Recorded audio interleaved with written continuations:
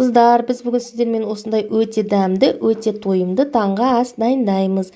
Ол үшін алдымен ірімшігімізді үкіштен өткізіп аламыз. Одан соң лавашымызды осындай етіп, тік төртбұрышты етіп кесіп шығамыз. Ірімшіктің арасына қаймақ жақсаңыздар болады, мен жақпадым. Мен дүкеннің дайын лавашын пайдаландым, сіздер қолдан жасасаңыздар да болады. Енді жұмыртқамызға тұзымызды салып, жақсылап араластырамыз. Жаңағы лавашымыздың арасына ірімшігімізді салып, дәл осындай видеодағыдай етіп орап шығамыз. Бұдан соң табамызды отқа қойып, жақсылап қыздырамыз. Мен май құймадым, себебі менде күйдірмейтін таба, сіздер май құюларыңыз керек. Енді осылай дәл осылай етіп алдымен ішін, содан соң айналдыра жұмыртқамызға салып, 1-1,5 минуттың көлемінде қуырып аламыз. Міне дайын ас болсын баршаңызға.